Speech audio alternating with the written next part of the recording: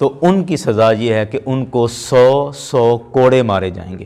کوڑا آپ سمجھتے ہیں کہ چمڑے کا ایک موٹا رسا ٹائپ ہوتا ہے، اور وہ ان کے جسم پر ان کو 100 کوڑے مارے جائیں گے، یہ ان کی سزا ہے۔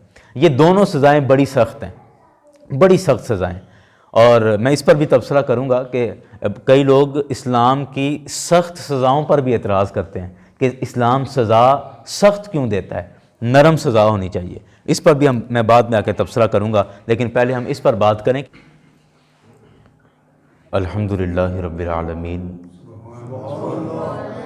والعاقبۃ للمتقین والصلاة والسلام علی سید الانبیاء والمرسلین اما بعد فاعوذ باللہ من الشیطان الرجیم بسم اللہ الرحمن الرحیم سورۃ انزلناها وفرضناها وانزلنا فیها آیات بینات لعلکم تذکرون الزانیۃ والزانی فاجلدوا کل واحد منہما مئۃ جلدہ ولا تأخذکم بہما رأفۃ فی دین اللہ ان کنتم تؤمنون باللہ والیوم الآخر وَلْيَشْهَدْ عَذَابَهُمَا طَائِفَةٌ مِّنَ الْمُؤْمِنِينَ الزَّانِي لَا يَنْكِحُ إِلَّا زَانِيَةً أَوْ مُشْرِكَةً وَالزَّانِيَةُ لَا يَنْكِحُهَا إِلَّا زَانٍ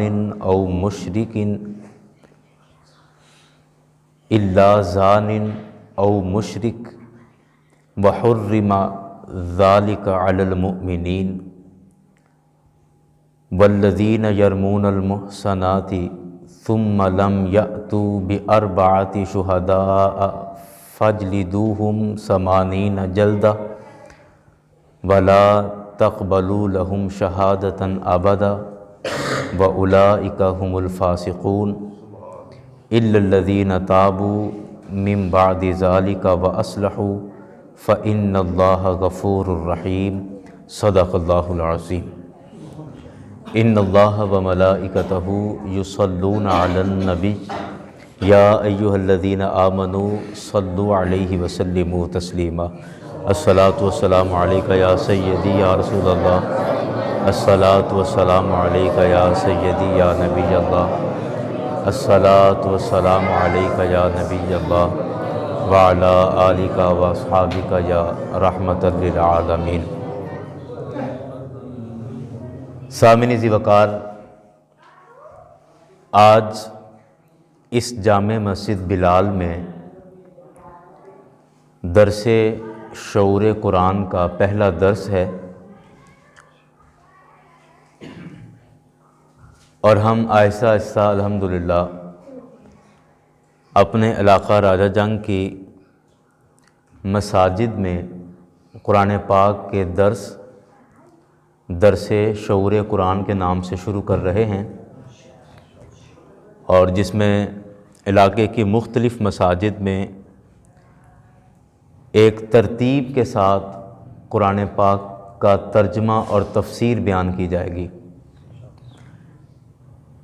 اس سے پہلے جامع مسجد بابا فتح شاہ رحمۃ اللہ علیہ میں ہر جمعرات اور جمعے کو فجر کی نماز کے بعد 30ویں سپارے کا درس چل رہا ہے، اور 30واں سپارہ آدھے سے زیادہ ہو چکا ہے۔ جامع مسجد مدینہ میں سورہ کہف کا درس چل رہا ہے۔ اسی طرح آج جامع مسجد البلال میں سورہ النور، جو قرآن پاک کی 24 نمبر سورت ہے، اور یہ 18ویں سپارے میں ہے۔ یہ پوری سورہ مبارکہ انشاءاللہ جامع مسجد البلال میں پوری سورہ مبارکہ کا درس دیا جائے گا، جتنے بھی پروگرام اس پر ہو سکے۔ آج کے درس میں سورہ النور کو شروع کریں گے، اور اس کی پہلی 5 آیتیں آج ہم پڑھیں گے، اور اس کے ساتھ اسی طرح پھر اگلی دفعہ اگلی آیات، اور اس طرح کرتے کرتے سورہ النور کو مکمل انشاءاللہ جامع مسجد البلال میں پڑھا جائے گا۔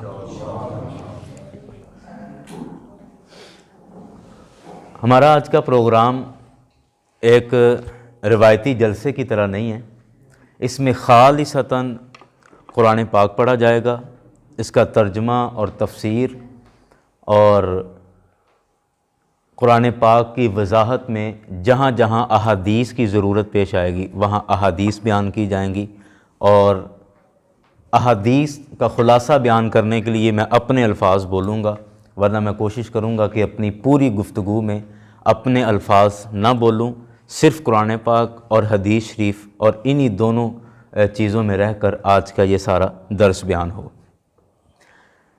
شروع کرتے ہیں۔ رب کائنات نے ارشاد فرمایا، میں شروع کرنے سے پہلے ایک دفعہ مجھے بڑی خوشی ہے اس بات کی کہ ہمارے اسی محلے سے مظفر اسحاق صاحب اور اقبال صاحب نے، اقبال بشیر صاحب اور ان کے دوسرے بھی ان کے ساتھ ساتھیوں نے مل کے اس درس قرآن کا اہتمام کیا ہے، اور یقیناً سہیل صاحب کی سپرویژن اس میں شامل تھی۔ اللہ تعالیٰ سے دعا کریں کہ جب ہمارے نوجوان بچے، ہمارے نوجوان دوست جب قرآن کی طرف آنے لگ جائیں گے تو آپ سمجھ لیں کہ ہمارا ایک سنہری دور شروع ہونے والا ہے، کہ ہمارا نوجوان طبقہ وہ قرآن سیکھنے اور قرآن سمجھنے کی طرف آنے لگ گیا ہے۔ تو اللہ تعالیٰ سے دعا کریں کہ اللہ تعالیٰ ان نوجوانوں کو استقامت دے، اور جس نیک کام کا انہوں نے اہتمام کیا ہے، آغاز کیا ہے، اللہ تعالیٰ جب تک زندگی ہے قرآن کے ساتھ وابستہ رہنے کی توفیق عطا فرمائے۔ بسم اللہ الرحمن الرحیم۔ سورۃ انزلناہا وفرضناہا وانزلنا فیہا آیات بینات۔ رب کائنات نے ارشاد فرمایا کہ یہ سورہ النور ہے، اور فرمایا کہ یہ سورت ہم نے نازل کی ہے، اور اس سورت کے جتنے بھی احکام ہیں وہ سارے ہم نے فرض کیے ہیں۔ وَأَنزَلْنَا فِيهَا آیَاتٍ بَيِّنَاتٍ، اور اس سورت کے اندر اللہ تعالیٰ نے اپنی بہت ساری نشانیاں بھی بیان فرمائی ہیں۔ ہم نے نازل کی اس میں اپنی واضح نشانیاں، اور یہ سارا کچھ کیوں کیا؟ 3 چیزیں یہاں بیان ہوئیں۔ پہلا کہ اس سورت کو نازل کیا اور اس سورت کے احکامات اور حکم فرض کیے، اور تیسری کہ اس سورت میں اپنی نشانیاں بیان فرمائیں۔ اور یہ تینوں کام کیوں کیے؟ خود کہا کہ لعلکم تذکرون، تاکہ تم لوگ یعنی قرآن کو پڑھنے والے، مراد ہم سب لوگ، اس سورت کو پڑھ کے اس سے نصیحت حاصل کریں، تاکہ اس کو پڑھیں اور اس کو پڑھ کے اس سے نصیحت حاصل کریں۔ اس وجہ سے یہ سارا کیا۔ اللہ تبارک و تعالیٰ نے قرآن پاک کو ہمارے لیے کتاب ہدایت بنایا ہے۔ یہ کتاب ہدایت بھی ہے اور کتاب ثواب بھی ہے۔ کتاب ثواب کا مطلب کہ قرآن پاک کو پڑھنا بھی ثواب، قرآن پاک کو دیکھنا بھی ثواب، قرآن پاک پر عمل کرنا بھی ثواب، اور قرآن کو چھونا بھی ثواب، یعنی قرآن کتاب ثواب بھی ہے، لیکن قرآن کتاب ہدایت بھی ہے۔ کتاب ہدایت کا مطلب کیا؟ کہ قرآن پاک وہ کتاب ہے کہ جسے ہم نے پڑھ کے ہدایت حاصل کرنی ہے اور اپنی زندگی کے معاملات کو قرآن پاک کے مطابق گزارنا ہے۔ ہم عام طور پہ سمجھتے ہیں کہ دین صرف مسجد کی 4 دیواری کے اندر کا نام ہے، دین صرف شاید نماز کا نام دین ہے، یا روزے، حج، زکوٰۃ کا نام، یا خیرات وغیرہ کرنے کا نام، صدقہ جاریہ وغیرہ، شاید صرف اتنی چیزوں کا نام دین ہے۔ حالانکہ بچے کی پیدائش سے لے کر اس کی وفات تک اور اس کے وفات کے بعد تک بھی دین ایک ایک قدم پر ہماری رہنمائی کرتا ہے۔ ہمارا بازار ہے، خرید و فروخت ہے، تو قرآن پاک اس خرید و فروخت کے حوالے سے بھی ہماری ہدایت کرتا ہے اور ہماری رہنمائی کرتا ہے۔ اگر ہم ایک سکول ٹیچر ہیں، پڑھاتے ہیں، استاد ہیں مدرسے میں یا سکول میں، تو قرآن پھر بھی ہمارے لیے ہدایت ہے، ہمیں اس اعتبار سے ہدایات دیتا ہے۔ اگر ہم طالب علم ہیں، علم سیکھ رہے ہیں، تو قرآن اس کے حوالے سے بھی ہمیں ہدایات دیتا ہے۔ اگر ہم کسان ہیں اور کھیتوں میں کام کرتے ہیں تو قرآن ہمارے کھیتوں میں کام کرنے کے حوالے سے بھی قرآن پاک ہماری ہدایت کرتا ہے اور رہنمائی کرتا ہے۔ اگر ہم بزنس مین ہیں، تاجر ہیں، تجارت کرتے ہیں، مارکیٹ میں دکاندار ہیں، تو قرآن پاک دکانداری کے حوالے سے بھی ہماری رہنمائی کرتا ہے۔ الغرض ہماری زندگی کے جتنے بھی معاملات ہیں، پھر آپ رشتوں پر آ جائیں، اگر ہم باپ ہیں تو باپ کے لیے قرآن پاک نے ہدایات جاری فرمائی ہیں، ہدایات موجود ہیں۔ اگر ہم بیٹے ہیں تو بیٹوں کے اعتبار سے بھی قرآن پاک نے ہدایات جاری فرمائی۔ اگر ہم شوہر ہیں تو شوہر کے اعتبار سے بھی قرآن پاک نے ہدایات جاری فرمائی، اور ہماری مسلمان عورتیں ہیں تو عورتوں کے حوالے سے بھی قرآن پاک نے ہدایات جاری فرمائی۔ کوئی خاتون اگر ماں ہے تو ماں کے حوالے سے بھی، ہر اعتبار سے ہماری زندگی کے ہر پہلو پر قرآن پاک ہمارے لیے ہدایت ہے، اور ہر قدم پر ہماری ہدایت کرتا ہے۔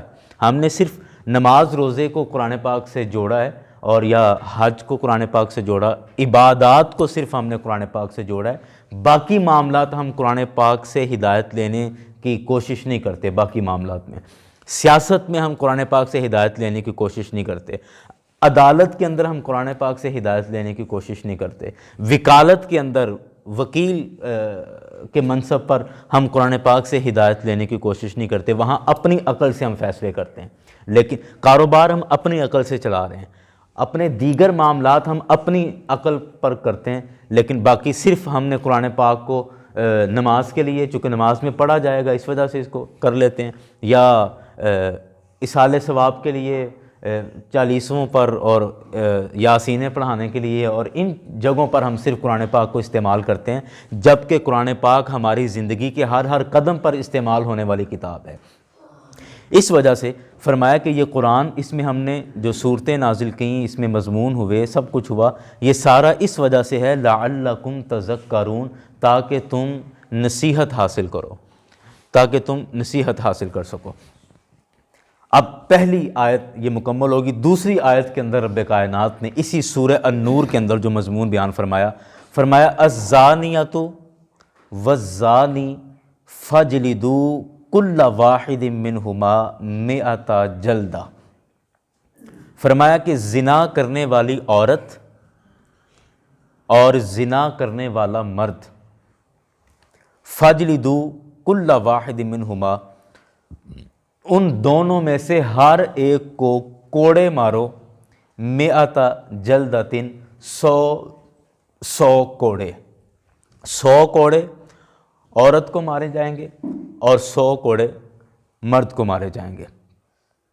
وَلَا تَأْخُذْكُمْ بِهِمَا رَأْفَةٌ فِي دِینِ اللَّهِ، اور تم میں سے کوئی بھی اللہ کے دین میں ان سزا یافتہ مجرموں پر ترس نہ کھائے۔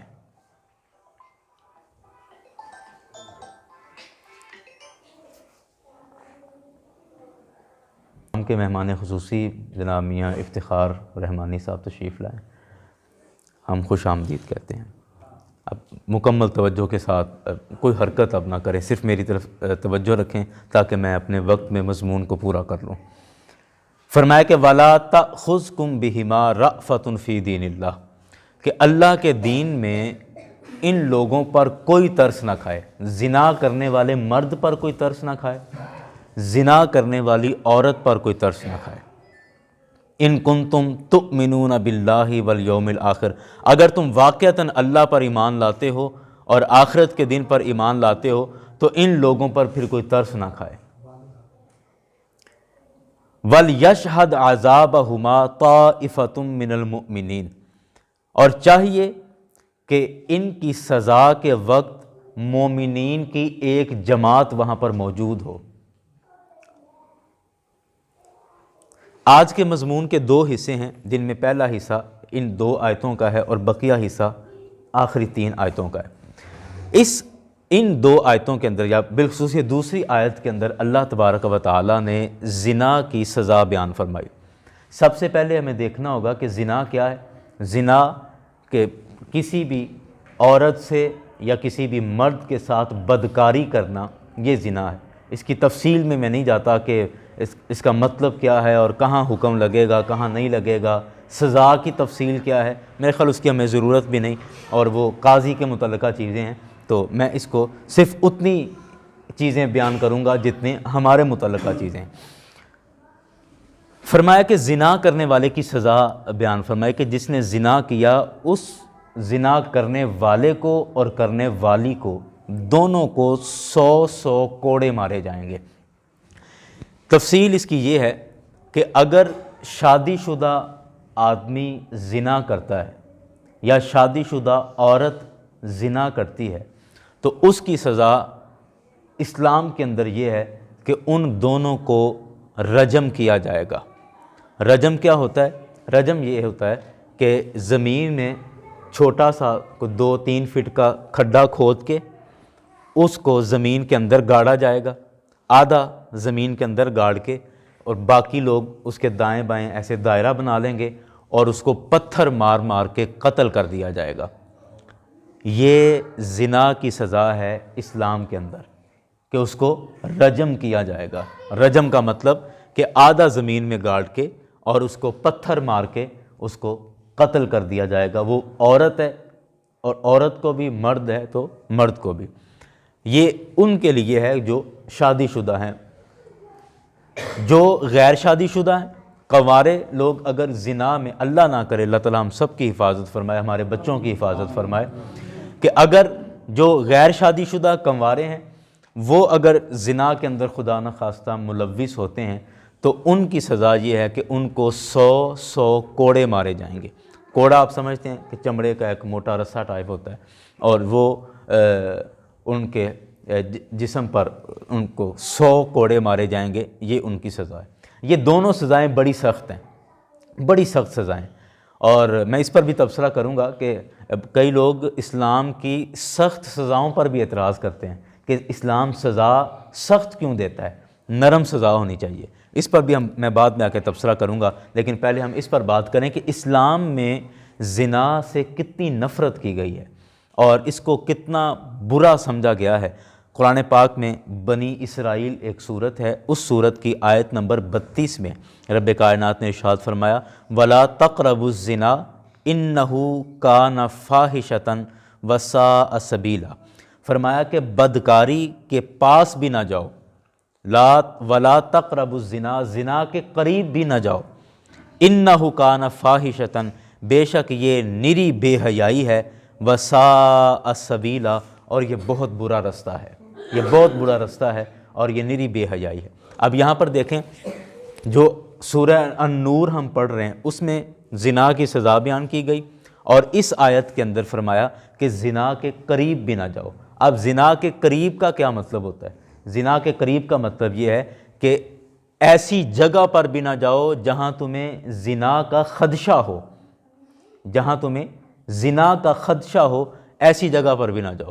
اب دیکھیں اس کے حوالے سے رسول اکرم صلی اللہ علیہ وسلم نے ارشاد فرمایا، سرکار علیہ الصلوۃ والسلام نے ارشاد فرمایا کہ وہ عورت جو خوشبو لگا کے مردوں کے درمیان جاتی ہے، بھلے بازار میں مرد ہیں یا وہ کالج میں جا رہی ہے یا یونیورسٹی میں جا رہی ہے، اسکول میں جا رہی ہے، جہاں بھی جا رہی ہے، وہ لڑکی، وہ خاتون، عورت جو خوشبو لگا کے مردوں میں جائے اور اس نیت سے کہ اس خوشبو سے مرد میری طرف مائل ہوں، تو رسول اکرم صلی اللہ علیہ وسلم نے ارشاد فرمایا وہ عورت زانیہ ہے. وہ عورت زانیہ ہے. مطلب کیا؟ کہ وہ زنا کی طرف مائل کرنے والی عورت ہے. تو اب یہ ہے زنا کے قریب جانا، کہ آپ کسی زنا کے قریب جانے سے بھی منع فرمایا گیا کہ زنا کے قریب بھی نہ جاؤ، یعنی ایسی چیزوں سے بھی بچو جو تمہیں بالآخر زنا کی طرف لے جائیں. اب کئی لڑکے اور کئی دوست ایسے ہیں کہ چونکہ آج کل سوشل میڈیا اور موبائل فونز کا سر عام استعمال ہے اور وہ کسی نہ کسی کے ساتھ رابطے میں موبائل فون پہ رہتے ہیں. تو اگر ان سے کہا جائے کہ یہ غلط بات ہے، آپ ایک ایسی خاتون کے ساتھ کیوں رابطہ کرتے ہیں جس کے ساتھ آپ کا کوئی شرعی رشتہ نہیں ہے، یا تو وہ آپ کی بہن ہو یا آپ کی ماں ہے یا آپ کی بیوی ہے، تو پھر تو سمجھ آتی ہے. تو جس کے ساتھ کوئی شرعی رشتہ نہیں ہے آپ ان کے ساتھ کیوں رابطے میں؟ تو عام طور پر جواب دیا جاتا ہے نہیں جی بس میں تو صرف یہ ٹائم پاس کرنے کے لیے اور صرف گپ شپ کے لیے کرتا ہوں، باقی کوئی نہیں، اور اس سے زیادہ میرا کوئی مقصد نہیں. تو یہی وہ چیزیں ہیں جس سے قرآن پاک نے منع کیا کہ زنا کے قریب نہ جاؤ، یعنی وہ چیزیں جو تمہیں زنا کی طرف لے کر جائیں، زنا پر آمادہ کریں، زنا پر اکسائیں اور جو زنا کے مقدمات آپ کہہ لیں، ان تمام چیزوں سے رب کائنات نے بچنے کا حکم دیا اور فرمایا ان کے قریب بھی نہ جاؤ، یہ سب فحاشی ہے، وساء سبیلا، اور یہ بڑا برا رستہ ہے۔ حدیث شریف کے اندر کئی مقامات پر رسول اکرم صلی اللہ علیہ وسلم نے زنا کے حوالے سے کچھ باتیں ارشاد فرمائیں۔ حضرت ابو ہریرہ رضی اللہ عنہ کی یہ حدیث پاک ہے، امام ترمذی نے اس کو روایت فرمایا ہے۔ آپ نے فرمایا کہ سرکار علیہ الصلوۃ والسلام ارشاد فرماتے ہیں کہ جب بھی کوئی بندہ زنا کرتا ہے تو اس کے جسم سے اس کا ایمان نکل جاتا ہے۔ اب ایک طرف دیکھیں، ایک طرف زنا ہے اور دوسری طرف یہ سوال ہے کہ اگر آپ میں سے کسی بندے کو بھی کہا جائے، کسی بھی نوجوان کو، کسی بھی آدمی کو کہا جائے کہ کیا آپ پسند کرتے ہیں کہ آپ 10 منٹ کے لیے کافر ہو جائیں، تو مجھے بتائیں آپ کا کیا جواب آئے گا؟ کوئی بندہ یہ پسند کرے گا کہ وہ 5-10 منٹ کے لیے کافر ہو جائے؟ کبھی نہیں کرے گا۔ میں سمجھتا ہوں کہ گیا گزرا بھی بندہ ہو، گھٹیا سے گھٹیا بندہ بھی ہو، اگر آپ اس کو کہیں کہ 5-10 منٹ کے لیے کافر ہو جاؤ تو کوئی بھی یہ کام کرنے کے لیے تیار نہیں ہوگا، حالانکہ یہی کام ہم کر رہے ہوتے ہیں جب زنا کر رہے ہوتے ہیں۔ تو کیا فرمایا کہ رسول اکرم صلی اللہ علیہ وسلم نے کہ جب کوئی آدمی زنا کرتا ہے تو اس وقت اس کے جسم سے ایمان نکل جاتا ہے، ایمان نکل جاتا ہے، اور جب وہ اس بیہودہ عمل سے رک جاتا ہے اور اس کے بعد پھر ایمان اس کو واپس لٹایا جاتا ہے۔ یعنی جس وقت وہ اس پوزیشن میں رہتا ہے اور زنا کی حالت میں رہتا ہے، اس وقت تک وہ ایمان والا نہیں ہوتا، ایمان اس کے جسم سے جا چکا ہوتا ہے۔ اور یہ کتنی بڑی بات ہے، وہ میں نے آپ کو مثال دے کے کہا کہ آپ ویسے سوچیں کہ ہم 5-10 منٹ کے لیے کافر ہو جائیں تو میرے خیال کوئی بھی مسلمان تیار نہیں ہوگا۔ تو پھر یہی کام ہم کر رہے ہوتے ہیں جب ہم کسی زنا کے اندر ملوث ہو رہے ہوتے ہیں۔ رسول اکرم صلی اللہ علیہ وسلم نے ایک موقع پر ارشاد فرمایا، حضرت عمر بن عاص رضی اللہ عنہ کی یہ روایت ہے اور مشکوٰۃ المصابیح کے اندر یہ حدیث پاک موجود ہے۔ آج ہمارے دور کے اندر ہم مالی اعتبار سے بہت پریشان ہیں۔ اس ٹائم یہ جو ابھی پچھلے چند مہینے کہہ لیں اور ابھی یہ جو دن چل رہے ہیں، مہنگائی کی وجہ سے اور دیگر معاملات کی وجہ سے مالی طور پر ہر بندہ پریشان ہے۔ 50-60 ہزار روپے کمانے والا اچھا خاصا اپنا گھر چلا لیتا تھا، لیکن آج کل وہ بھی پریشان ہے، اس کا بھی گزارا نہیں ہو رہا اور اس کے بھی اخراجات پورے نہیں ہو رہے۔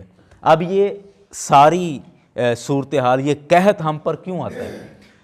حضرت عمر بن عاص رضی اللہ عنہ روایت کرتے ہیں کہ رسول اکرم صلی اللہ علیہ وسلم نے ارشاد فرمایا کہ جس قوم کے اندر زنا عام ہو جائے، جس قوم کے اندر زنا عام ہو جائے تو فرمایا کہ اس قوم پر 3 طرح کے عذاب مسلط ہوتے ہیں، مسلط 3 طرح کے عذاب۔ جس قوم کے اندر زنا عام ہو جائے اس قوم پر 3 طرح کے عذاب آتے ہیں۔ سب سے پہلا عذاب کہ وہ قحط میں مبتلا ہو جاتے ہیں، بارشیں نہیں ہو رہی، قحط کی ایک صورت یہ ہے، طوفان آ گئے، قحط کی ایک صورت یہ ہے، رزق کی فراوانی نہیں ہے، رزق نہیں مل رہا، آمدنی نہیں ہے، یا پیسے آ رہے ہیں لیکن ان پیسوں سے اخراجات پورے نہیں ہو رہے۔ اور یہ ہم اکثر کہتے ہیں جی پیسے ٹھیک ٹھاک آندے ہیں لیکن پتہ ہی نہیں لگتا جاندے کدھر نے، چنگے بھلے بچے بھی کما رہے ہیں، ممی کما رہے ہیں، لیکن کوئی سوچ بوجھ ہی نہیں آندی، سمجھ نہیں آندی ہو کی رہا ہے، بن کی رہا ہے۔ تو یہ غور کریں یہ کیا ہے؟ یہ قحط ہے۔ تو رسول اکرم صلی اللہ علیہ وسلم نے ارشاد فرمایا کہ جو آدمی جس قوم کے اندر زنا عام ہو جائے اس پر 3 طرح کے عذاب مسلط ہو جاتے ہیں۔ پہلا عذاب یہ کہ وہ قحط میں مبتلا ہو جاتے ہیں، قحط ان پر آتا ہے، اور آج ہم اسی دور سے گزر رہے ہیں۔ دوسرا میرے کریم آقا صلی اللہ علیہ وسلم نے ارشاد فرمایا کہ جس قوم کے اندر زنا عام ہو جائے، فرمایا کہ وہاں رشوت بھی عام ہو جاتی ہے۔ اب دیکھیں کہ زنا کا اور رشوت کا آپس میں کتنا تعلق ہے کہ جہاں زنا عام ہوگا وہاں رشوت بھی عام ہو جائے گی۔ اور تیسری سزا میرے کریم آقا نے فرمایا کہ جہاں زنا عام ہو جائے گا وہاں لوگ رعب میں گرفتار ہو جائیں گے، یعنی لوگوں کے دل میں خوف آ جائے گا۔ خوف وہ والا نہیں جو خوف خدا اور خوف الہی، وہ نہیں، خوف یعنی ڈر جانا، لوگوں کا روب ان پر آ جائے گا، دوسری قوموں کا روب ان پر آ جائے گا۔ آپ یہ سمجھ لیں۔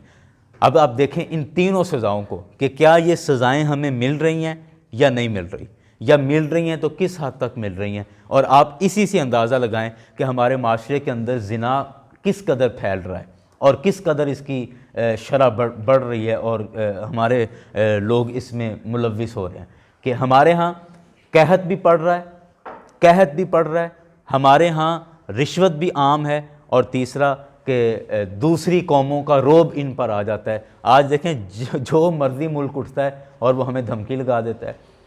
میں اکثر یہ مثال دیتا ہوں کہ پچھلے دنوں چند مہینے پہلے ایک آدمی نے امریکہ کا جھنڈا جلایا تو پتہ ہی نہیں چلا، اس کو امریکہ کی فورس نے اٹھا لیا اور کہاں غائب کر دیا، اس کا کچھ پتہ نہیں چلا۔ اور ادھر قرآن پاک جلا دیا جاتا ہے اور اس پر احتجاج کرنے پر کسی کے کان پر جوں تک نہیں رینگتی۔ ہم نے احتجاج کیے ہیں، ہم نے اس پہ جمعے میں تقریریں بھی کی، سب کچھ کیا، ہم نے تو اپنی سی کوشش کی ہے، لیکن ہمارے ان تمام احتجاجات کا ان انگریزوں پر، کافروں پر کیا اثر ہوا ہے؟ کچھ اثر نہیں ہوا، کچھ بھی اثر نہیں ہوا، اور الٹا وہ ہمیں دھمکی دیتے ہیں، کہتے ہیں کہ اگر تم نے یہ کام نہ روکے تو ہم تم سے سوشل بائیکاٹ کر دیں گے، تم سے تجارتی تعلقات ختم کر دیں گے۔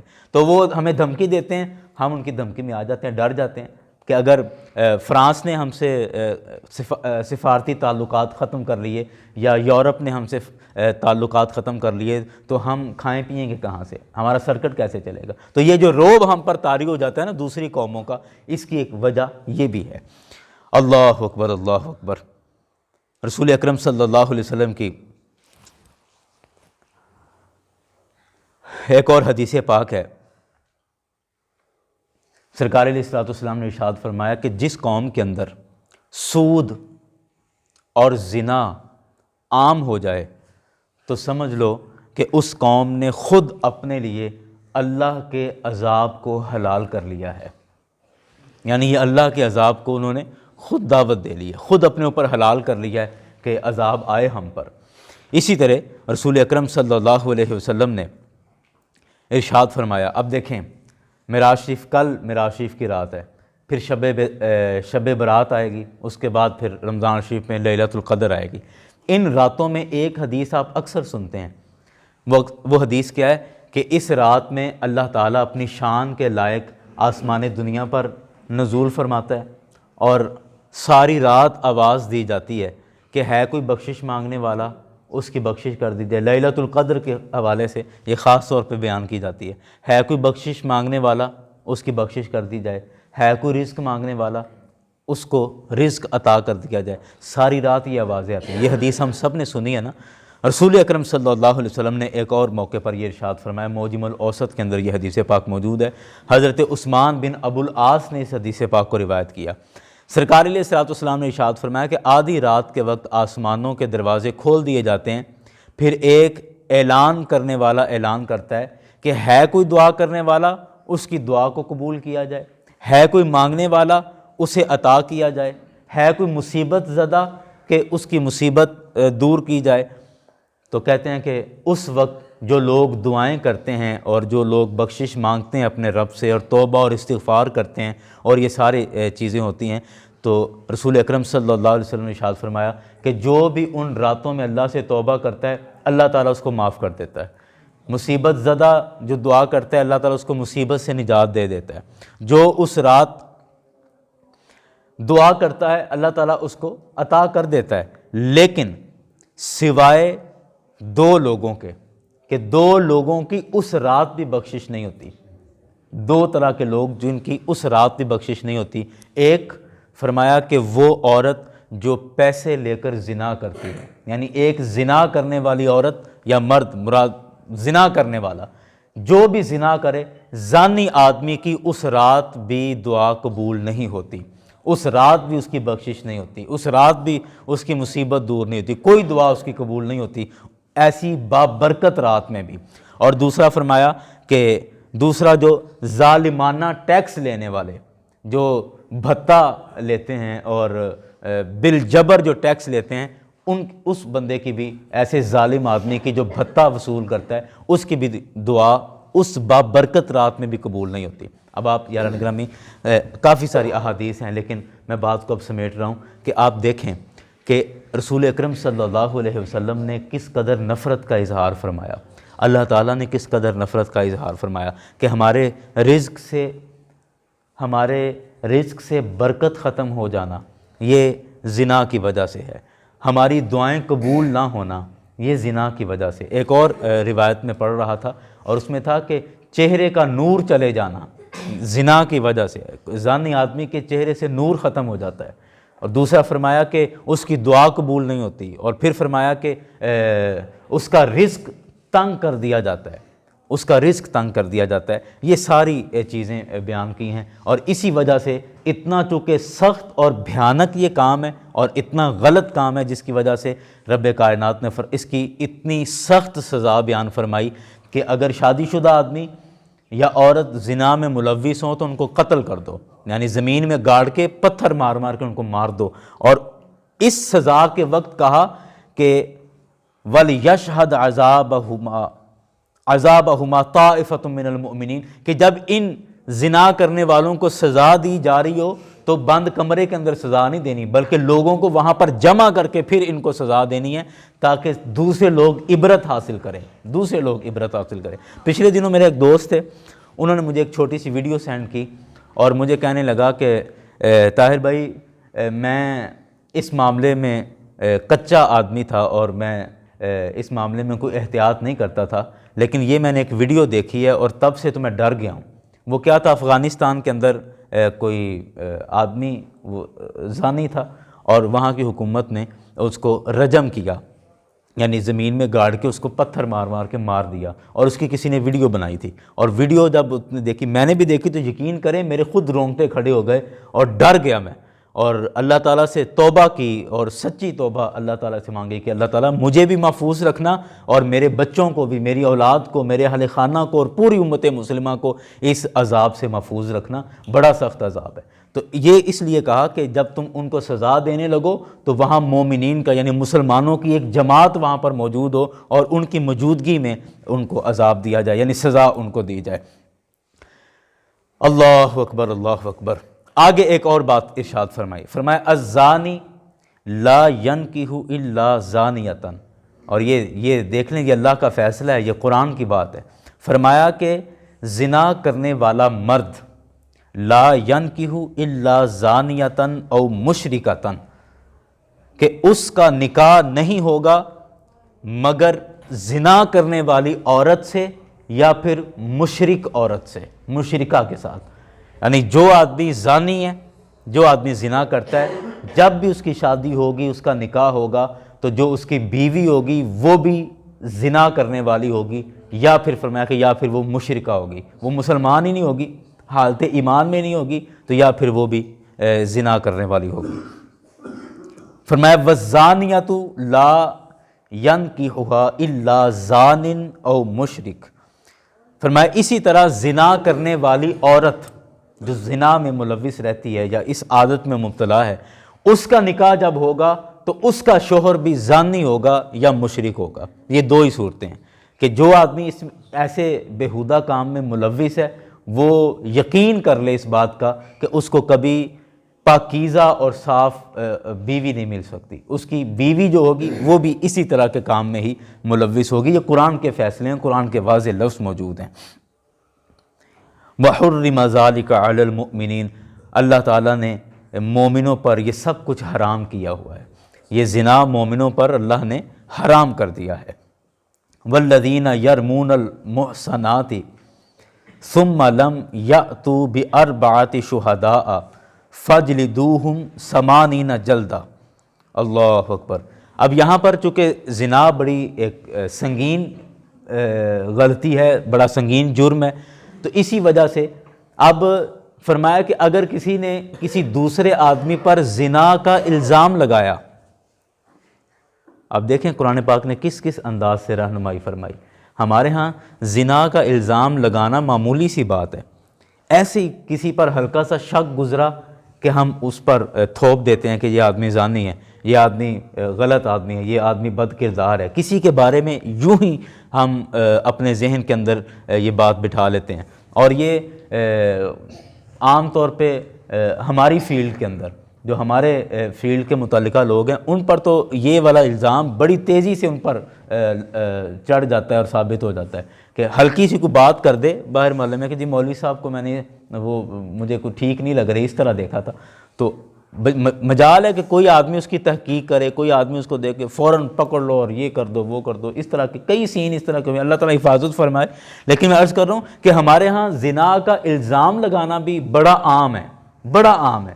ایسی ہلکے سے شک پر یا ایسی شک گزرا اور اسی کے حوالے سے ہم محلے میں مشہور کر دیتے ہیں کہ بندہ ٹھیک نہیں ہے اینو میں انج دیکھا سی ادھر سی اس طرح سی 100 طرح کی باتیں ہم شروع کر دیتے ہیں۔ قرآن پاک نے اس جھوٹے الزام لگانے والے کی بھی سزا بیان فرمائی ہے کہ یہ کسی کی عزت کے ساتھ کھیلنے کی قرآن اجازت نہیں دیتا کہ آپ کسی مسلمان کی عزت پامال کریں اور اس کو بے عزت کریں، قرآن کبھی بھی اجازت نہیں دیتا۔ کہا کہ والذین یرمون المحصنات، کہ وہ لوگ جنہوں نے الزام لگایا پاک باز لوگوں پر، یعنی پاکیزہ لوگوں پر الزام لگا دیا، یعنی ملزم نہیں تھا، مجرم نہیں تھا اور الزام اس پر لگا دیا۔ ثم لم یأتوا باربعۃ شہداء، اور پھر اس پر 4 گواہ نہیں لے کر آیا۔ جس نے الزام لگایا شریعت کہتی ہے کہ تم 4 گواہ ایسے لے کر آؤ جنہوں نے بعین ہی اس حالت میں اسے اپنی آنکھ سے دیکھا ہو۔ لیکن اب اس نے الزام تو لگا دیا لیکن اس پر 4 گواہ نہیں لا سکا، تو قرآن کہتا ہے فَجْلِدُوهُمْ 80 جلدہ، اس کو 80 کوڑے مارے جائیں گے۔ اب آپ اندازہ لگائیں کہ صرف 20 کوڑوں کا فرق ہے کہ زنا کرنے والے کی سزا کیا ہے کہ 100 کوڑے مارو، اور جس نے کسی پر ایسے زنا کا الزام لگا دیا اس کے لیے فرمایا کہ 80 کوڑے اس کو مارو۔ کہ اس کی جرت کیسے ہوئی کہ یہ کسی پاک مومن پر یہ زنا کی تہمت لگا رہا ہے اور زنا کا الزام لگا رہا ہے۔ اللہ اکبر اللہ اکبر۔ پہلی سزا یہ کہ اس کو 80 کوڑے مارے جائیں گے۔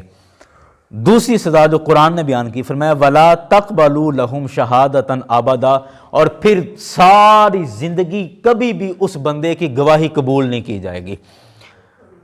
اب یہ اندازہ لگائیں کہ ساری زندگی کبھی بھی اس بندے کی گواہی قبول نہیں کی جائے گی اور اس کو 80 کوڑے بھی مارے جائیں گے۔ کس بندے کو؟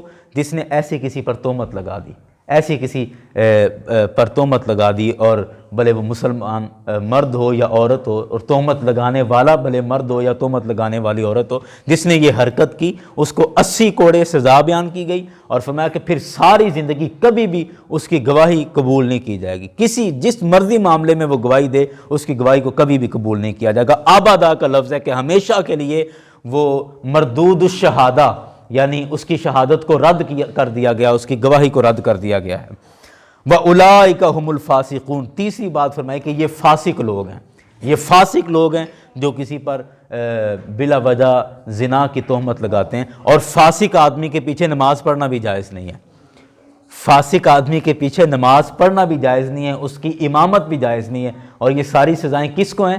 جس نے کسی پہ جھوٹا الزام لگایا زنا کا، تہمت لگائی زنا کی، اور کہا بے قصور اور پاک آدمی یا عورت کے متعلق جس نے اس طرح کی گھٹیا اور بےہودہ بات کی، اتنی سزائیں شریعت نے اس کو دی ہیں کہ 80 کوڑے مارو، ہمیشہ کے لیے اس کی گواہی کو رد کر دو، اور پھر وہ فاسق ہے، مطلب اس کی امامت جائز نہیں، نماز جائز نہیں، اور وہ بالکل فاسق ہے۔ اللہ اکبر اللہ اکبر۔ 4 آیتیں میں پڑھ چکا ہوں، آخری آیت ہے اور 1-2 منٹ میں بات کو ختم کر لوں گا۔